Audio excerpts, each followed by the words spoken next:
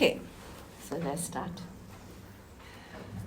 Om Sahana Vavatu Sahanau Bhunaktu Sahaviryam Karavavahai Tejasvinavadhitamastu ma vidvishavahai. Om Shanti Shanti Shanti.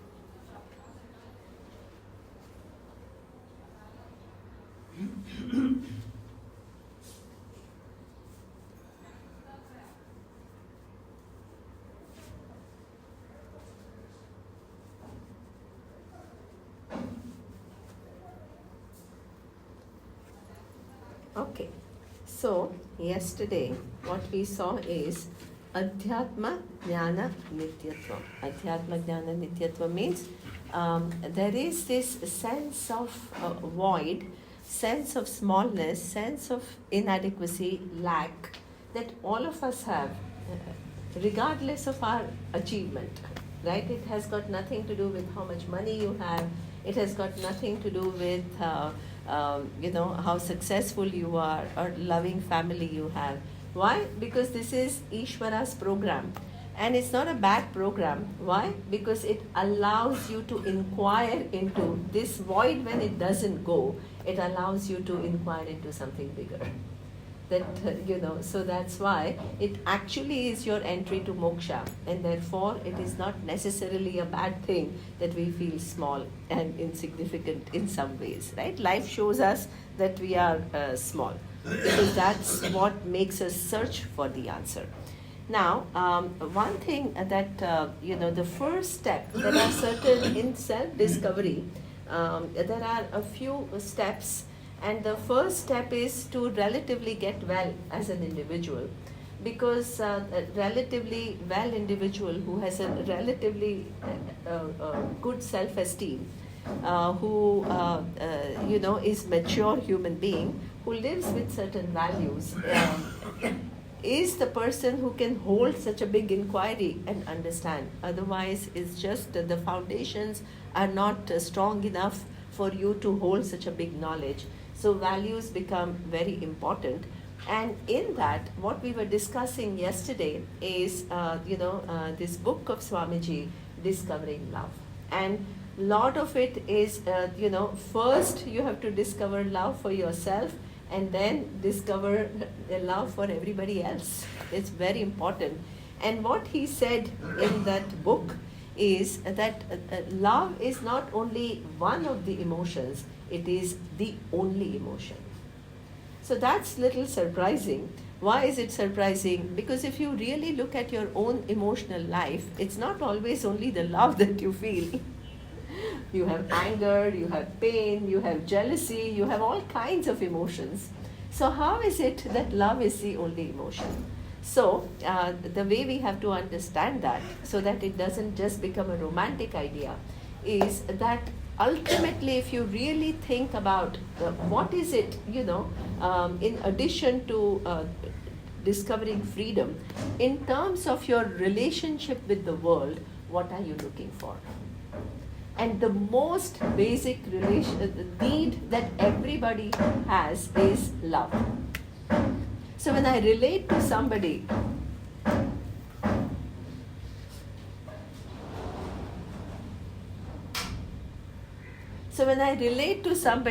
right, I am looking for, I may not say I'm looking for love, but I may say I'm looking for acceptance, I'm looking for care. These are all expressions of love, right?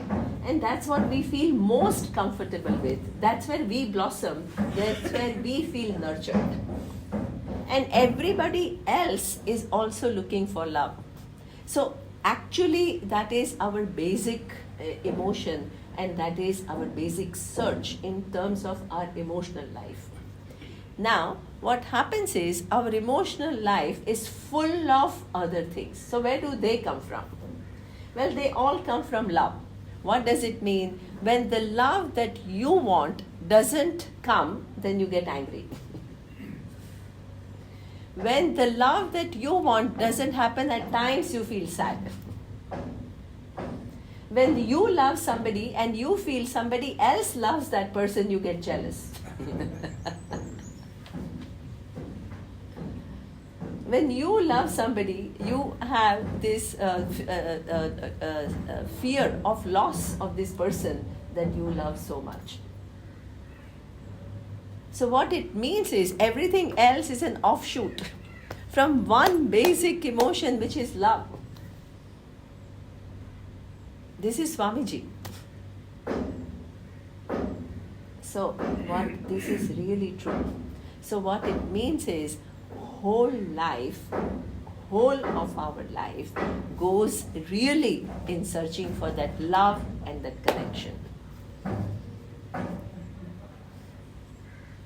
Now, but we keep searching because everybody else has all these anger and pain and jealousy and fears and all. So nobody finds love.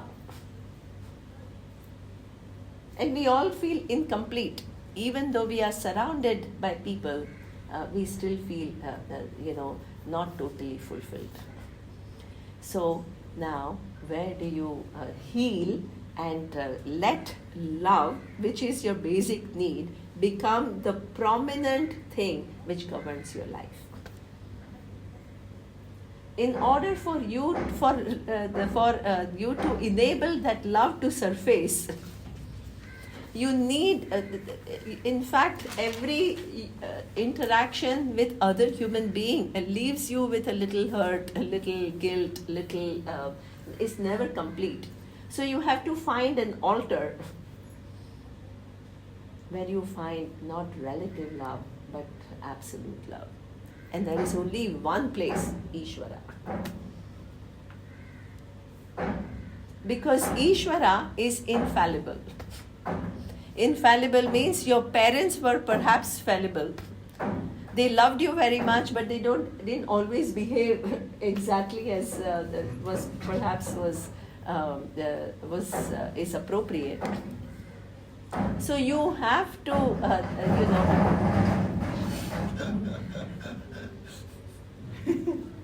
Wow. Yeah, everything is closed now, so. Everything is closed. We can't do anything more. We can only do shanti. It's not too bad. We can still hear. You can still hear me? Yeah. So, the only thing that we can do is actually rest in the infallible and relax.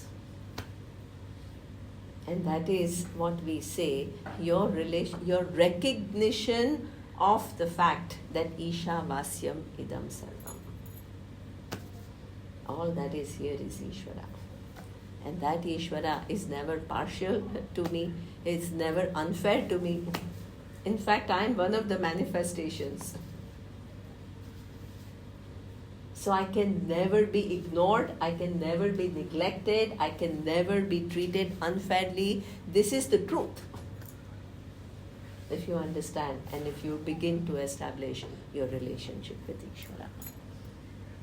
So this is why in 11th chapter of the Gita, Lord Krishna says, I am the mother and I am the father. Why? You have your own biological mother and father. But your biological mother and father, they themselves were fallible. In spite of loving you very much, but they could not do everything for you as you perhaps needed to nourish yourself. So any omission and commission by your parents, there is a time now to give it all up and not keep holding it. And now you see that that mother and father it was fallible because they had experiences from their own mother and father, and their mother and father also were fallible because they had experiences from their own mother and father, and there is this whole large order. So therefore, no more blame. No more feeling that this person did this to me and therefore my life is messed up.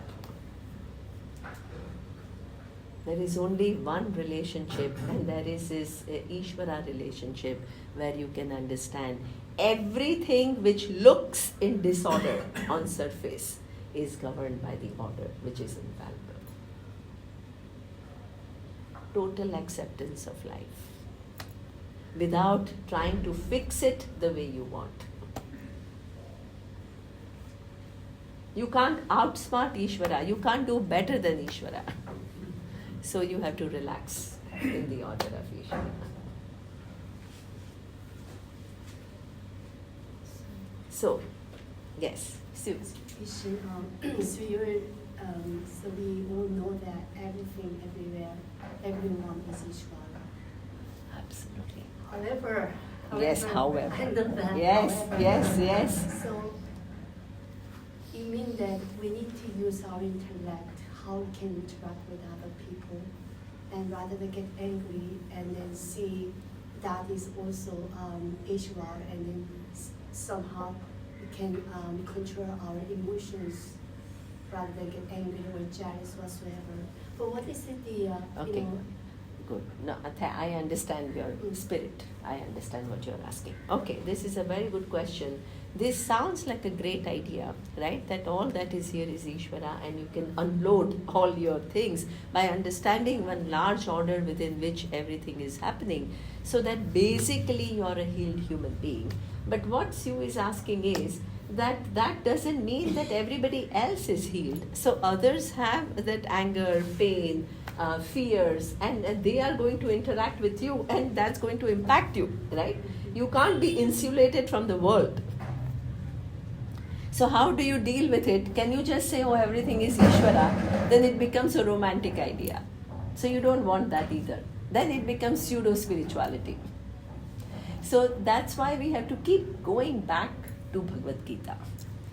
Even though Lord Krishna was teaching Arjuna all that is here is Ishvara, what was he asking Arjuna to do?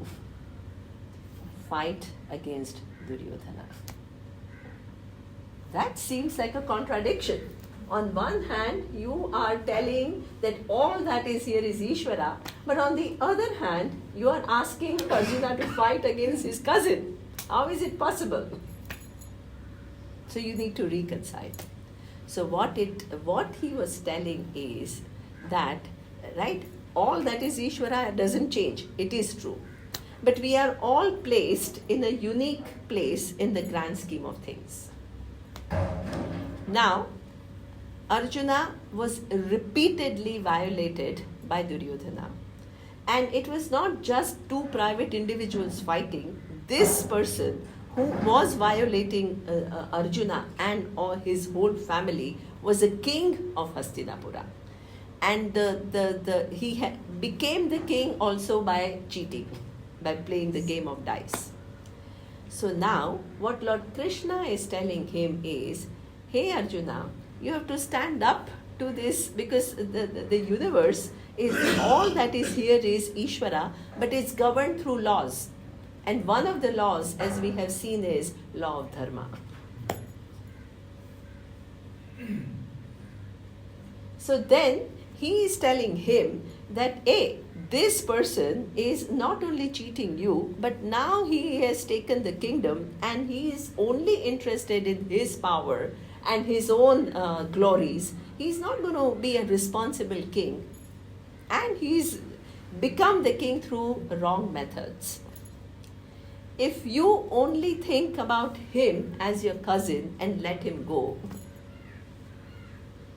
are you creating harmony? Are you acting in keeping with dharma, which is also manifestation of Ishvara? No. So you have to rise up and do what needs to be done.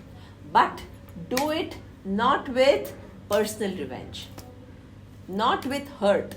He was so mean to me and I'm going to get back to him. No. Then it becomes a personal agenda. So that's the key. That's the key. That's the key. then you understand, right? You're not romantic, oh, everything is Ishvara, so let it all be. That's not what he's saying. Because Ishvara itself, as I told you, is nothing but one grand order. And within that order, there are so many laws, and we are all bound by, our lives are intertwined with those laws. And if you go against those laws, there is a compensation, and that compensation is you have to experience some discomfort if you go against the laws. Then you do with a sense of not revenge and personal animosity, but with sense of your duty. What is required for me to be done in this situation, and you do what needs to be done. So that's the key. Good. That's a good question, Sue. So today when we see our governments Yes. do wrong things. Yes. should Well, we wrong resist things. against- Okay, very good. Now, this is also a very important thing. Good question. Okay? Now, there is in the 3rd chapter of the Gita, there is this whole idea that Lord Krishna talks about. The 3rd chapter is about Karma Yoga. And what Lord Krishna talks about is the fact that we live in an interconnected world. But in that interconnected world, everybody has a different place in the grand scheme of things. So when you perform an action, you have to honor and be realistic about the place that you enjoy in the grand scheme of things. So what does it mean?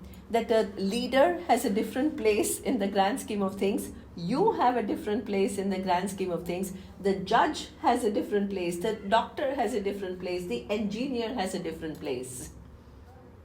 Everybody has to do their part. So when you think about what is my role in the situation, you have to be alive to it. Otherwise, you are unrealistic. So what it means is, as a private citizen, right, suppose you disagree with the government, suppose the policy, but I would do that. Instead of just saying government is doing everything wrong, perhaps we can rephrase in our own mind that the government has a very complex situation and sometimes very conflicting goals, because you have to take care of the whole citizen. And sometimes they can be a little misguided, right? Because they put more emphasis here and they ignore this. And if I feel like that, then what, as a citizen, I can express it, but constructively. Not in a totally dismissive way, oh, they are all stupid people and they don't know anything. And, that is too much, I feel. Because there we add our own dissatisfaction into it. We don't see the intricacies.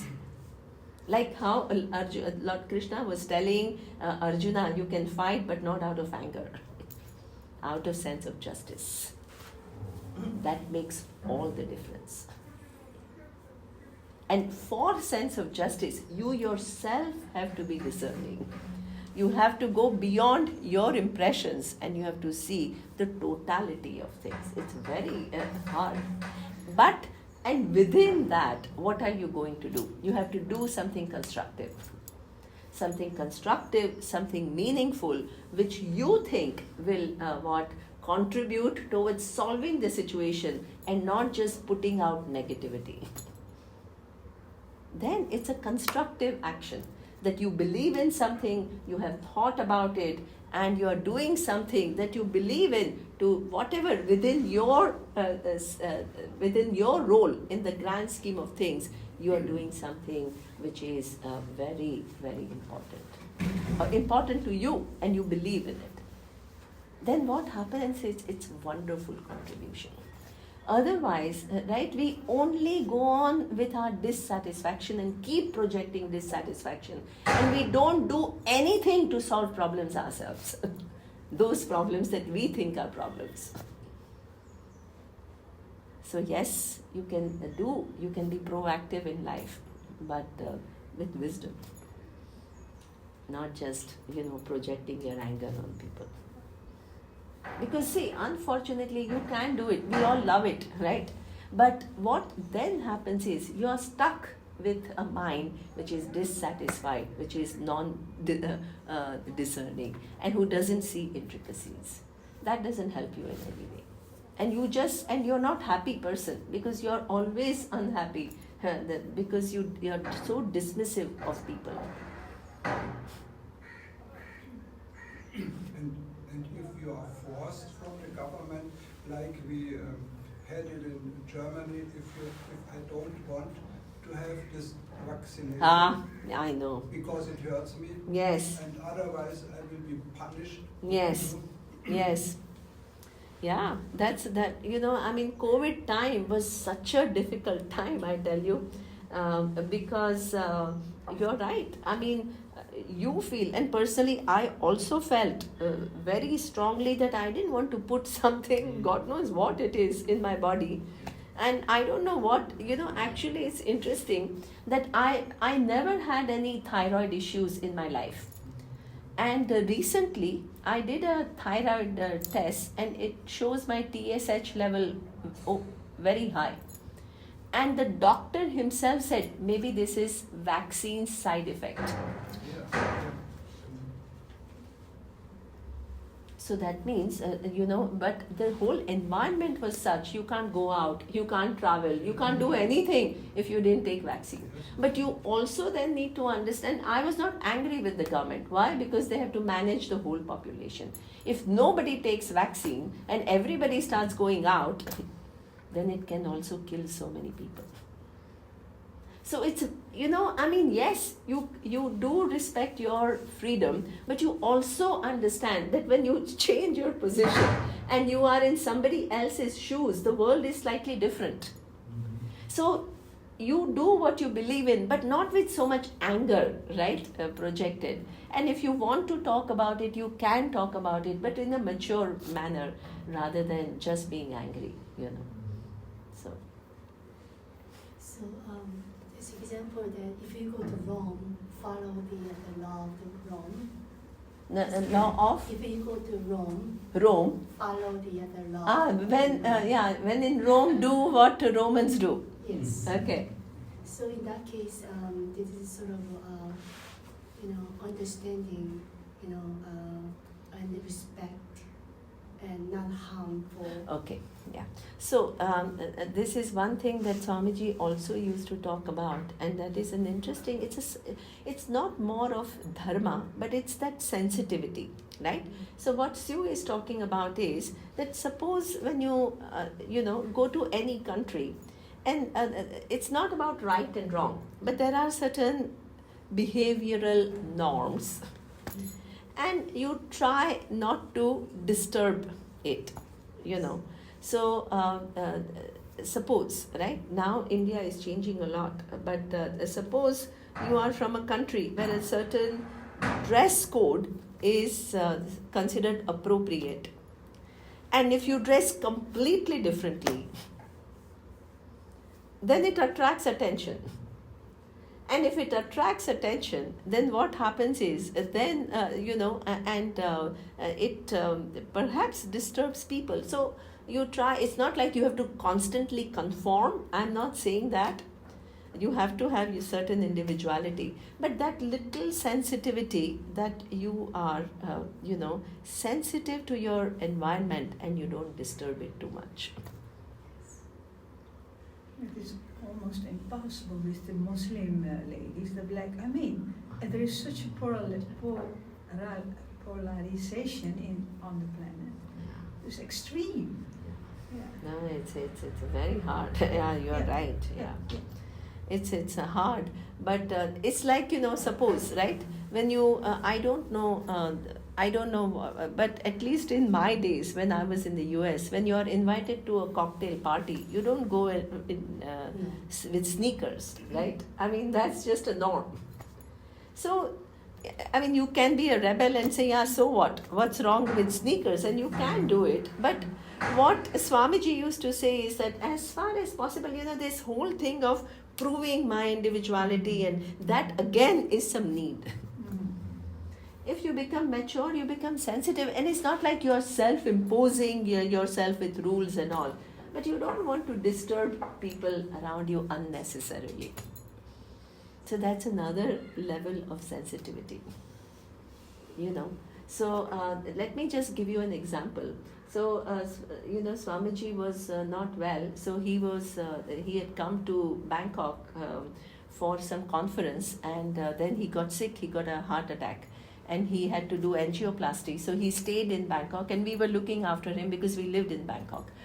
And the food was coming because the hospital food was all non-veg. So somebody was cooking for him and bringing the food. Normally, he doesn't have garlic. So, but these people in their home, they were cooking everything with garlic, and they were sending him this food.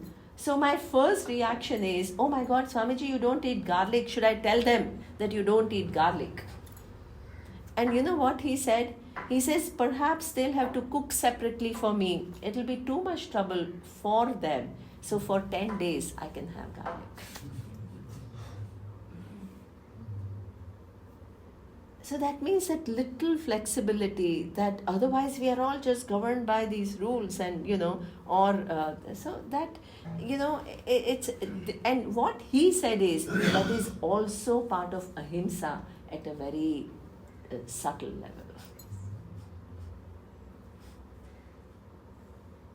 Non-veg perhaps he would not have, because that kills another animal. But these kind of flexibilities are necessary in life. Otherwise, we are all just into our thing, and this is how I think, and this is how things should be, and complain and dissatisfied. So that person needs a little polishing. What? Chipping. Yeah. Yeah. When we talk about dharma Yeah. at an individual level, Yeah.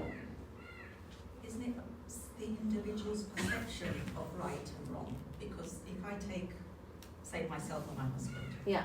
we're two different nature of completely two different nature of people. So what I think is right, you will say, no, that's wrong. So what happens at that point? Yeah. See, one thing is there are certain things which are kind of part of dharma. For example,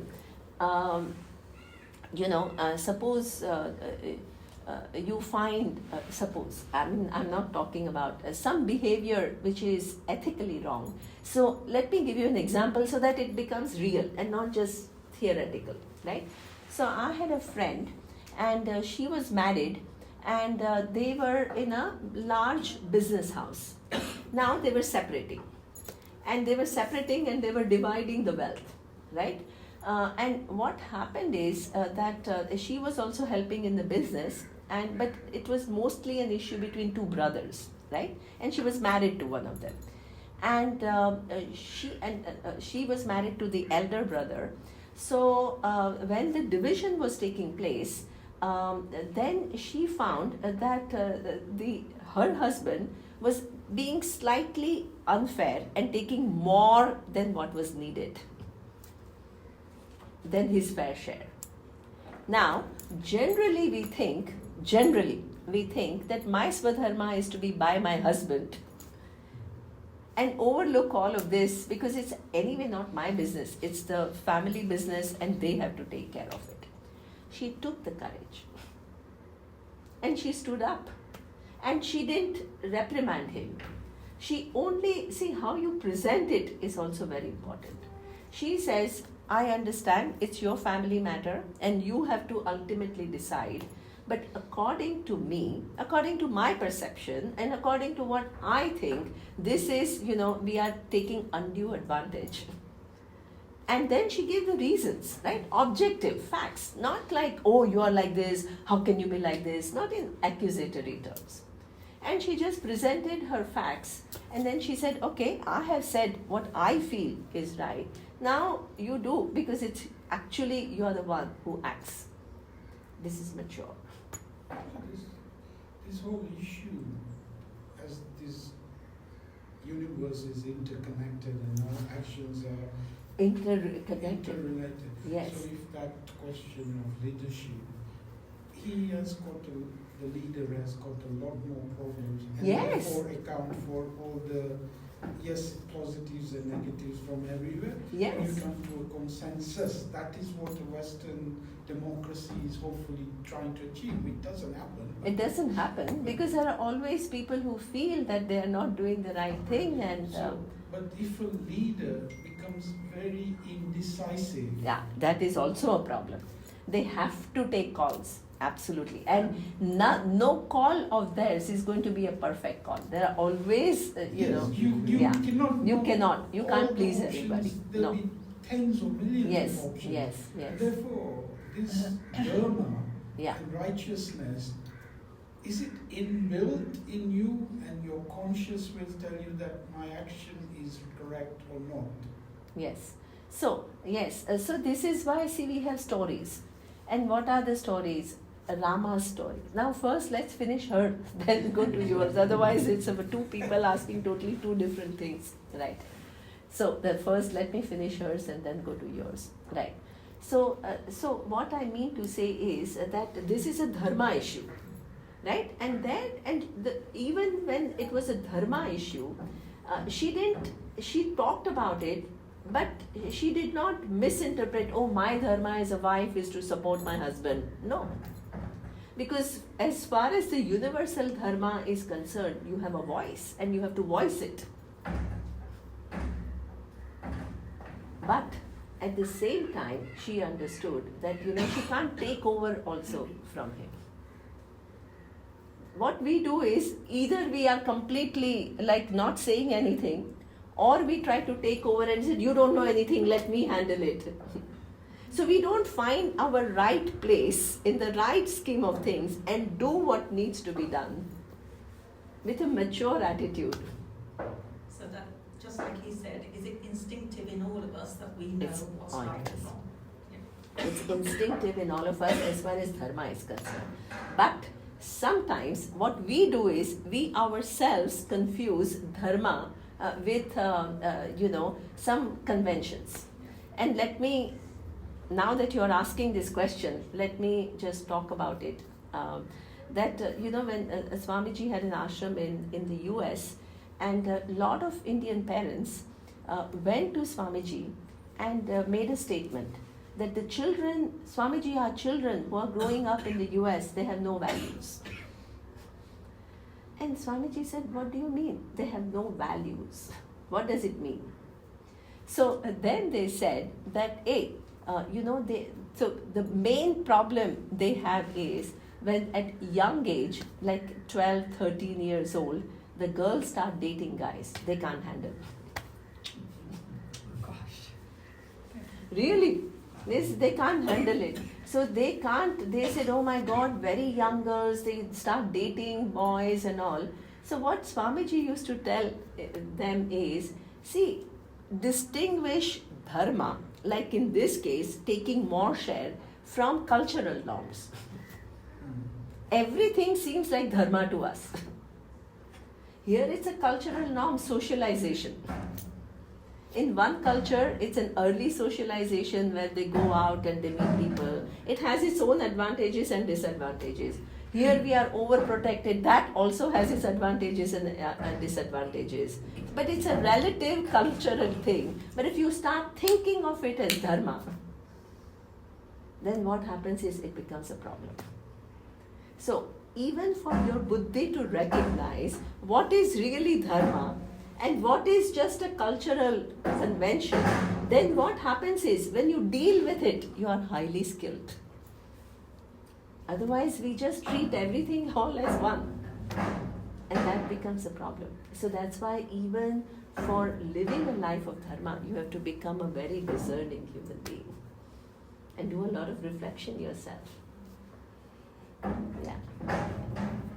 Now, the second question that he is asking is the fact that the leaders cannot please everybody, and everybody is going to project their frustration on that leader.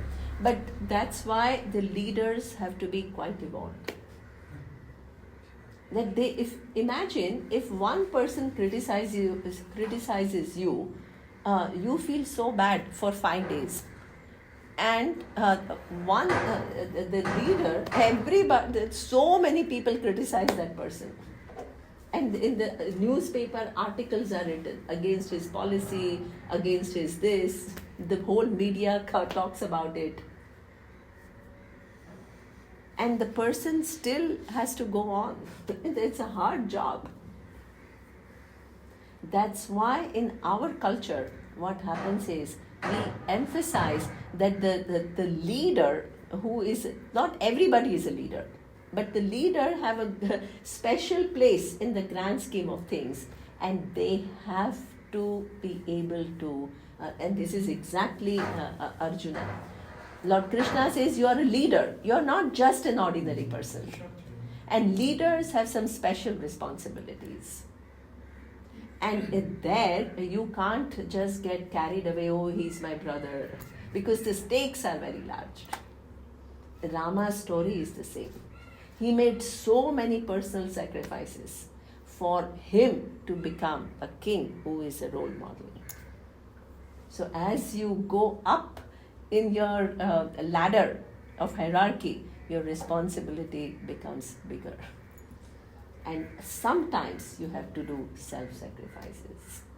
Like Gandhiji, right? There is an amazing story about Gandhiji that during the freedom movement, Gandhiji started a Swadeshi movement. And what is this Swadeshi movement?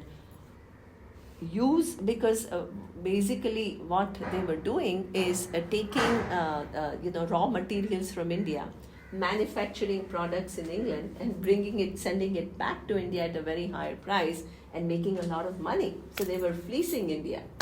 So he didn't want that. So he said, start your Swadeshi movement, ban all the foreign goods. What will happen? They will not be able to earn, right? The source of income will go away. Now, at that particular point in time, his son wanted to go and study in England. He wanted to be a barrister. Conflict. Because he's telling the whole nation to abandon foreign things, and his own son wants to go to London and study. And what did he do? He rejected, he did not allow the boy. He said, what kind of credibility I would have to the nation when I tell everybody else to abandon everything, and you, then nicely I send you abroad for studies. He says, I can't do it. And the son had so much resentment towards his father. That's the price you have to pay sometimes. Conflict between roles. But only a leader is able to, a good leader is able to. You have to take a call, and you can't always please everybody. But more evolved you are, you don't take calls which are of personal advantage. You take calls which do larger justice. So each role, each Swadharma you are in, you need to be highly evolved to fill that role. Exactly. Then this is why we study Gita. Because if you are not studying the Gita, we all get carried away with our agenda. We are not able to discern what is really my role. We get mixed up.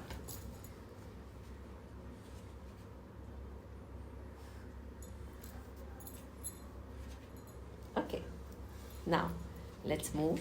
So what it then means, you had something to say, you've been raising hand. Yeah, but it is some term earlier. It was about this term earlier. It was about the term we were talking about earlier, about standing in your own power, and that you cannot always be nice. Yeah. Like for example, Yeah. me traveling around as a lone woman, it's quite often I just have to use actually some kind of expression of anger to stop. To stop. Absolutely. See, this is also absolutely. So everything is one doesn't mean that you just are a doormat that people push you around. That is not, because everything, exactly. When we say everything is Ishvara, what we have to understand is Ishvara is not a person. Ishvara is the order. And order means dharma. Dharma, if somebody is violating you, you have to stand up.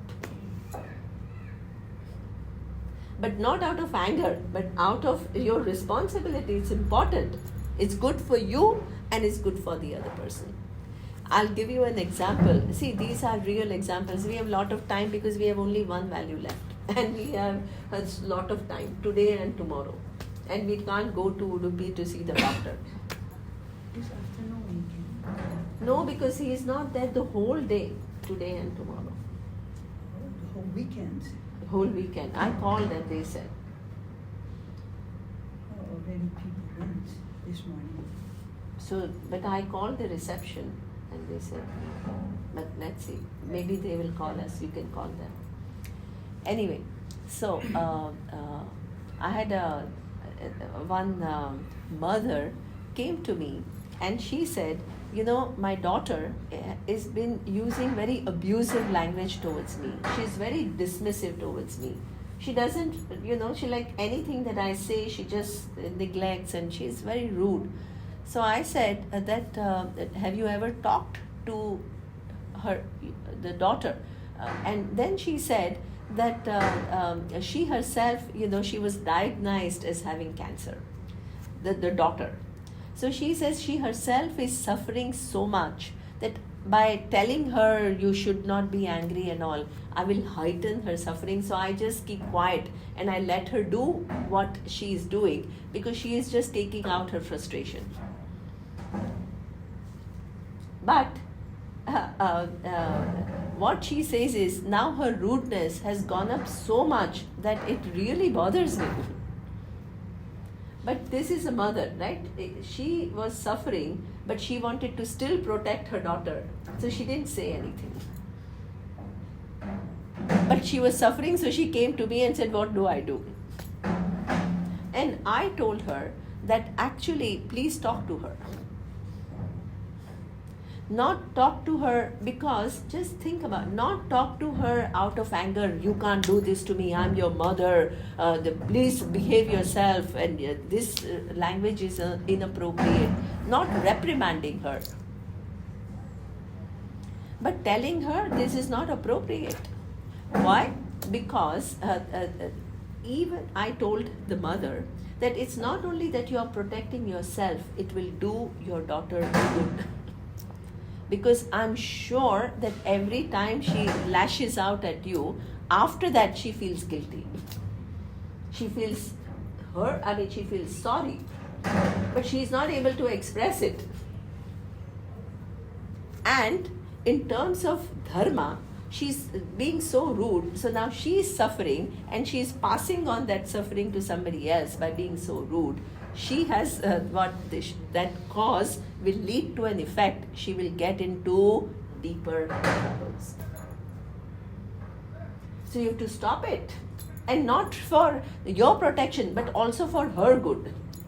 Because as long as her causes are inappropriate, she will have to continue to suffer more.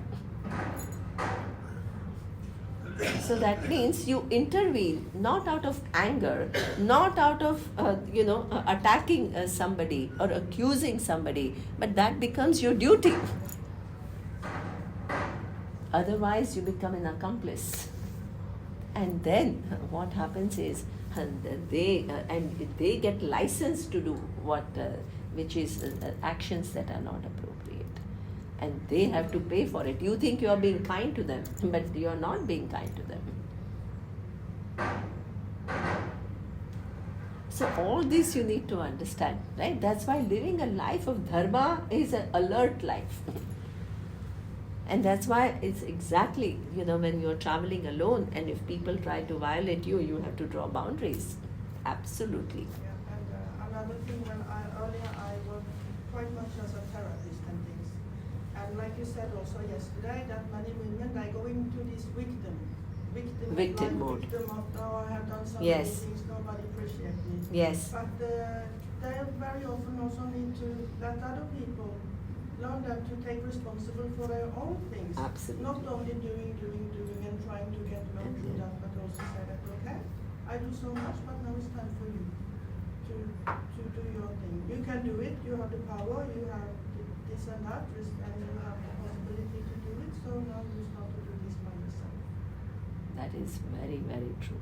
That is true that any behavior of yours, right? If you keep getting pushed by people and if you don't stop them and then you feel violated and then you still do not say anything, that means this is not dharma. That you're not being nice. We mistake it as being nice. It's not being nice. It's just being weak. So to be able to, stand up and reasonably, hey, this is, Swamiji used to say, Lakshman Rekha, this much, no more. Very important in life. Otherwise, see, you think you are going on doing certain things and you're not saying anything, but mentally you are increasing your frustration. Is it being nice? Mentally you are feeling not respected. Internally you are feeling nobody loves me, people are taking advantage of me. Is it being nice? Just because you keep doing? This is why Shaucham. Shaucham is your thinking processes. The cleanliness, if you are doing it and doing it happily, go ahead. Become a good, generous, giving human being. But I think Not always wanting to protect and draw boundaries. Then you become very small, afraid person. You give, but out of bigness and strength, not out of weakness and feeling like a victim. Very important. But I think there are also like I have looked at things around the world, like earlier in the West, it's still some there, but it was expectations from women, and for sure it is in India still very much that they should be giving, they should be nice, you can stand up, but not really when it comes to what makes, for example, they will have the last word. So many, they are not really learned to stay in their own power. So it's difficult, it's the wheels to break. True. I gave a story just a few days ago that I know a woman who is wife of a very famous person in Bombay. And, initially when she was in my class, she would start talking and then she will lose her thread of thinking. Because she was so used to being this pretty person next to a very successful man, she never had, an opportunity to really express her ideas, intellectual ideas. But over a period of time, it's like, after 1 or 2 years, she is very articulate and she found that confidence in her because she is smart. So, you're right. This is a job of a teacher to accompany that person and, let that person blossom. It's very important. And I do it.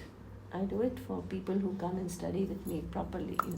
I know them and I work with them. It's a relationship, right? So, yeah. If there is a person who does near to me, who does wrong things, but it doesn't help me, Okay. should the person make aware that he is wrong? That's a very interesting question. Yeah. So, what did you understand? Yeah. Yeah. So, suppose somebody does something wrong to somebody, and if it doesn't impact you, you are not party to it. Should you interfere or not? So, let me give you an example, and then I'll ask you what you will do, right? So, before I moved to the center of Bombay, I used to live by Juhu Beach, and every morning I used to go for a walk by the beach. And there is a coconut vendor, so I used to go and sit there and have my drink, coconut, right? Right next to it was an ice cream vendor, and he sells ice cream. Now, a family came and they, ordered ice cream for 2 kids and parents. Now, one child says, no, I don't want ice cream. I don't want it. And the parent says, you have to eat it. I've ordered it. You must eat it. Now, the child takes it because now the authority, and he says, you have to eat this ice cream, so he takes it. And then he is eating very slow because he doesn't want it. Now, the father says to him, if you don't eat properly, I'm going to leave you alone and we are all going to go. For a small child to hear that if I don't eat this ice cream, my parents will just leave and abandon me here. Of course, they are not going to do it. But imagine the child hears it. What kind of fear the child will have. I'm sitting, I'm not involved with this family. I have never seen them before. I have never met them before. Perhaps I'll never meet them again. What do? I'm a third party. It's not my problem. What do? You don't interfere. You don't interfere. You cannot change the whole You world. can't change the world. I'd love to have your ice cream. That's a cool one. Yeah, that's a great That's one. a nice one. That's a cool Problem one. solved. Yeah. Solve the problem. Yeah. Yes, it's not bad. And it's not a bad thing. Maybe Yeah, it's it's like small, out of the box it's thinking. like- Yeah, Out of the very box nice. thinking. Yeah. Exactly. Cool. Yeah, nice. So what did you do? So, I didn't say anything. I mean, I didn't want to go and lecture him, but I just said very simple and in a very joking manner, that hey, anyway, ice cream is not a very healthy thing. So leave the boy alone, but not like in giving a moral lecture on.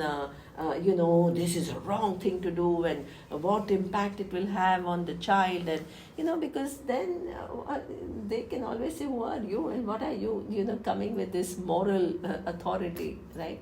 So you can talk about it perhaps, but in a joking, light way, just to trigger some thinking. Or you can say maybe he likes some coconut. Yeah, exactly, also- right? Something like that. I think that's a clever intervention. Maybe he likes some coconut. Ask him what he wants, and maybe it's healthier what he wants and what you're trying to give him. Swap with your father. Yeah, swap with, exactly. But you're right, this is a tough call, because I was shaken. Really, to tell you the truth, I was shaken. And they they don't even realize what they are talking about. I'll take another example that is much rougher than it. That is quite ordinary now in the West. It's like a kind of rape when some women are sleeping. And it's quite many rapes in India also. And sometimes it's done by groups, And then you have a little more heavy. Yeah, then it's, of course, it's much more heavy. Yeah. No. Yeah. So that's why there's no rule. I mean, it depends upon the gravity. But yeah. Anyway, she's reminding me that the time is over. Yes. Okay.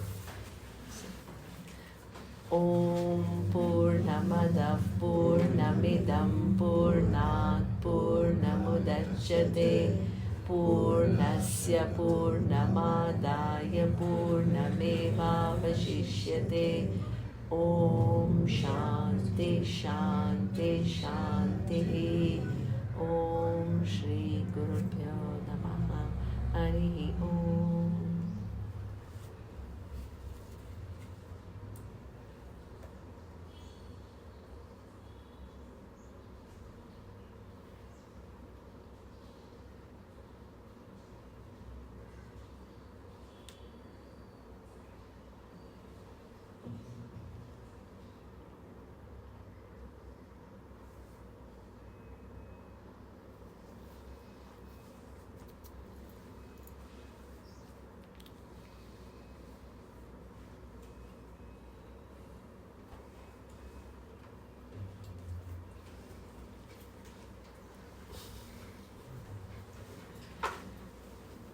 So 11:30, the next class. So Otto, no going unless we get